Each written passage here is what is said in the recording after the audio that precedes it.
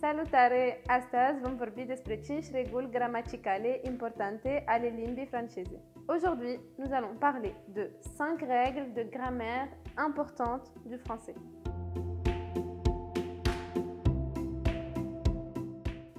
1. În franceza nu există genul neutru, doar masculin și feminin, iar majoritatea genurilor se aseamănă cu cele din română. En français, il n'existe pas un genre dit neutre, seulement du masculin et du féminin. Et la plupart des genres grammaticaux sont similaires à ceux du roumain. În schimb, există și unele excepții de la regula pe care trebuie să le înveți pe de rost. Il y a cependant quelques exceptions à la règle qu'il faut apprendre par cœur. Nu te sperie însă, te vei obișnui cu timpul, fiindcă le vei întâlni peste tot. Ne vous inquiétez pas. Vous vous y habituerez avec le temps, car vous les rencontrerez partout. Iată câteva excepții. Voilà quelques exemples d'exceptions. Le livre, qui est masculin, cartea. Le chocolat, cioccolata. Le problème, problema. La dent, qui est féminin, dintele. La danse, dansul. 2. În franceza, în majoritatea cazurilor, substantivele sunt însoțite de un determinant. En français, dans la plupart des cas, les noms sont accompagnés d'un déterminant. Cel mai frecvent determinant este articolul. Acesta poate fi de 3 tipuri: hotărât, nehotărât și participiv. Le déterminant le plus courant est l'article. Il peut être de 3 types: défini, indéfini et partitif.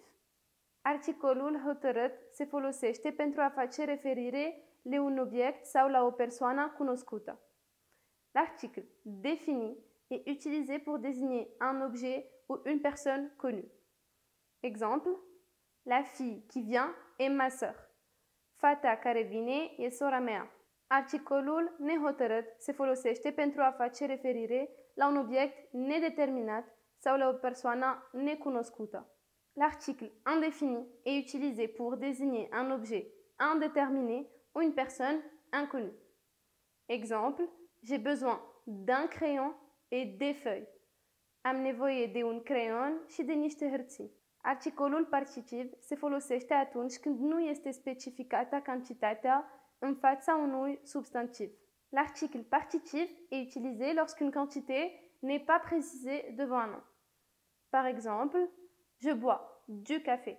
Beau cafea. 3. În franceza există 3 grupe de verbe. En français, il y a 3 groupes verbaux. Grupa 1, verbe regulate, verbele terminate în er, în afara de a merge, aller. Le premier groupe qui représente les verbes réguliers, c'est les verbes qui finissent en er, sauf aller. Par exemple, regarder, a privi. Manger, a mânca. Grupa 2, verbe regulate, verbele terminate în ir. Deuxième groupe des verbes réguliers, les verbes qui finissent en ir. Comme par exemple finir, a termina ou encore choisir, a alege.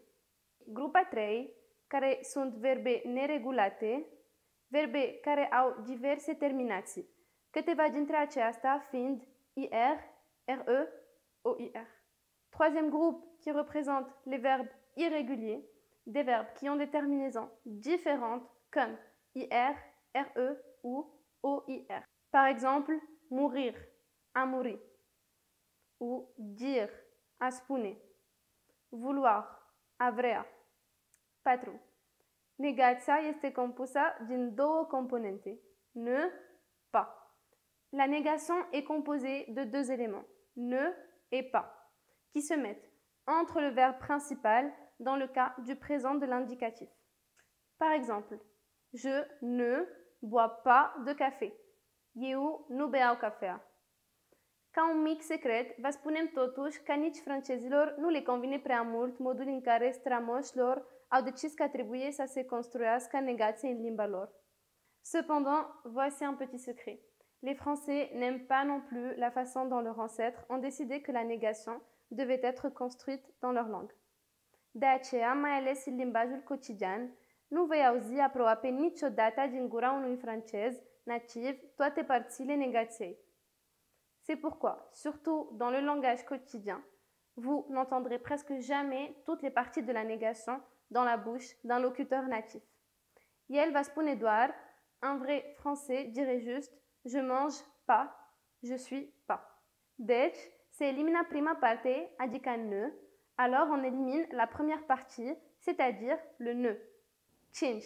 În final, îți prezentăm un aspect gramatical diferit față de limba romană pe care trebuie neapărat să-l cunoști. Enfin, nous vous présentons un aspect grammatical différent du roumain que tu dois connaître. În franceză, există pronumele on de persoana a treia singular, urmat de un verb. Acesta se conjugă la fel ca în cazul pronumelor il și elle.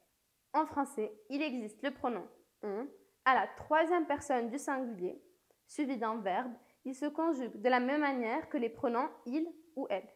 Pronumele on se folosește în diferite contexte. On l'utilise dans des situations différentes. Pronume personal. Atunci când on are valoarea de pronume personal, acesta poate fi tradus prin noi. Atenție însă, cu acestea valoare, on este întâlnit doar oral, într-o conversație informală cu prietenii sau familia, de exemplu.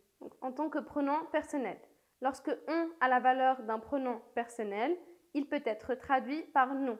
Mais attention, avec cette valeur on ne s'utilise qu'à l'oral, dans une conversation informelle, entre amis ou en famille par exemple. On est devant la porte, ouvre. Suntem în fața ușii, deschide. 2. De pronume nehotărât. Atunci când on are valoare de pronume nehotărât, acesta poate fi tradus prin cineva, toată lumea sau printr-o construcție cu un pronume reflexiv de persoana a treia singular. En tant que pronom indéfini, lorsque on a la valeur d'un pronom indéfini, il peut être traduit par quelqu'un, tout le monde, ou par une construction avec un pronom réfléchi de troisième personne au singulier. On a frappé à la porte. Cineva a batut la ușa. On doit respecter le règlement scolaire. Toată lumea trebuie să respecte regulamentul școlar. On dit que Paris est la plus belle ville du monde.